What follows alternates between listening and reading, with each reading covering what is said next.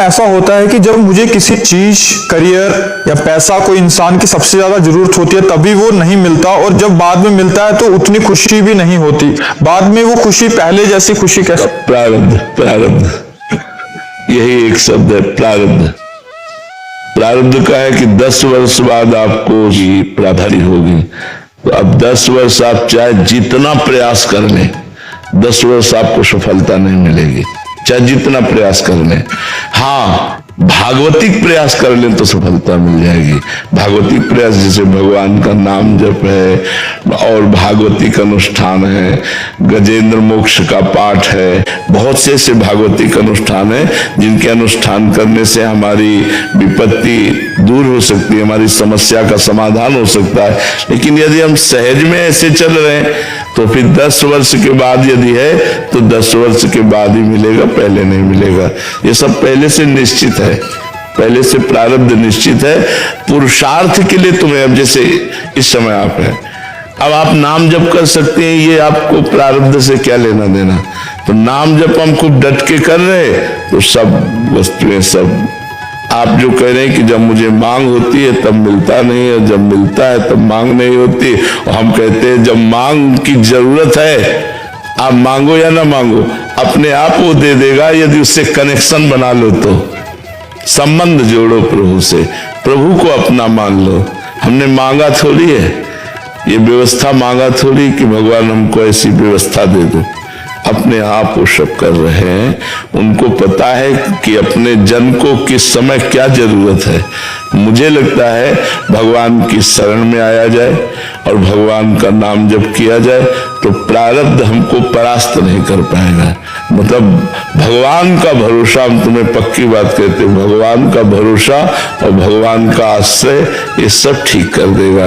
अगर भगवान से विमुख हो तो फिर प्रारब्ध तो फिर देख लो मिट्टिया मेट कर ही रहा है। सारे संसार को सुख दुख के चक्र में फंसाकर समय को नष्ट कर रहा है। मृत्यु नजदीक आ जाती है, दुर्लभ मानव शरीर छूट जाता है, फिर अन्य योनियों में हम भटकते रहते हैं। हमें न भजन करने का अधिकार मिलता है, न क्रियमाण कर्म करने का अधिकार मिलता है, केवल भोग भोगते रहते हैं।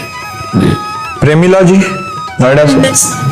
श्री हरिवंश महाराज जी, गुरुदेव भगवान, मेरे अंदर की कमियां मुझे आईने की तरह साफ साफ दिखाई देती हैं। जब क्रिया हो जाती है तब अंदर बहुत ग्लानि जलन होती है। प्रभु, मैं चाहकर भी इन कमियों को दूर नहीं कर पा रही। गुरुदेव भगवान, ऐसे में कैसे? हाँ, भगवान से प्रार्थना कीजिए। कुछ कमियां ऐसी होती हैं, हम ये गलत कहते हैं कि हम चाह कर भी नहीं छोड़ पाते।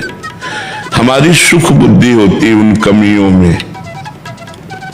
जो भी कमी होती है जिसे हम छोड़ना चाहते हैं और हम भूल से कह रहे हैं कि हमारी चाह है ये छूट जाए, पर छूटती नहीं है, ये भूल से कह रहे हैं, सही नहीं कह रहे। अगर सही कहें तो हमारी उससे सुख बुद्धि नष्ट हो जाए। जो पदार्थ है, जो वस्तु है, जो व्यक्ति है, जहां हमसे गलती हो रही है उसमें हमारी सुख बुद्धि होती है। तो यद्यपि एक मन से हम चाहते हैं कि हमसे कभी ना हो, लेकिन सुख बुद्धि होने के कारण हमसे वो गलती हो जाती है। तो सुख बुद्धि का नाश हुए बिना ये गलतियां रुकती नहीं है।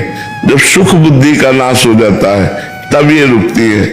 सुख बुद्धि के लिए ज्ञान की जरूरत है, ज्ञान ही वैराग्य दिलाएगा, और ज्ञान के लिए भजन की जरूरत है।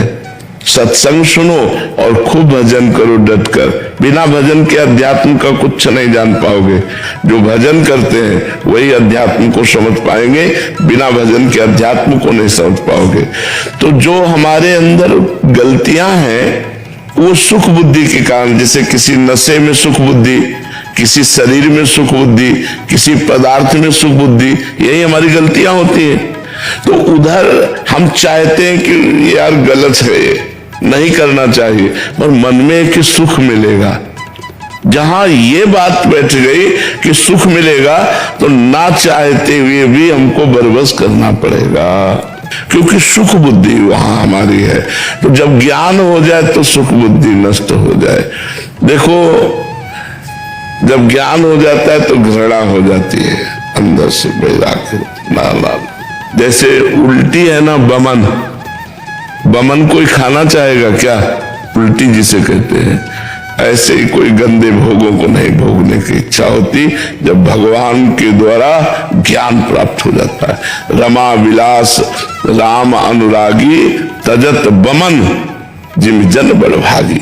वो बड़भागी जन समस्त संसार के भोग विलास को वमन की भांति त्याग देते हैं। हम कहते हैं भोगों को धर्म युक्त भोगो, धर्म से कमाए हुए धन से विषयों का सेवन करो, अपने पति से अनुराग करो, वही तुम्हें परमार्थ पथ पे खड़ा कर देगा। अब पर पुरुष से या पर स्त्री से और बेईमानी का धन और मनमानी आचरण, तब तो नरक जाना पड़ेगा, फिर दुर्गति होगी। पति वंचक परिपति रति करई, रो रो नरक कोटि सत्तरे। वो सैकड़ों वर्षों तक, कल्पों तक वो रौरों नरक को भोगती है। जो स्त्री अपने पति को छल करके, पति से छलावा करके पर पुरुष से, ऐसे ही जो पुरुष अपनी पत्नी से छल करके दूसरी स्त्री के साथ, ऐसी दुर्गति उसकी होती है।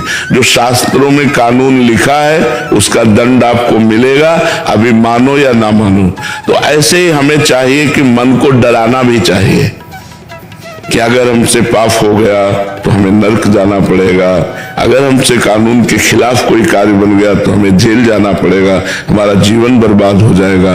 नहीं नहीं नहीं, मन को डरा करके, समझा कर, बुझा करके, कहाँ कितनी बार भोगोगे?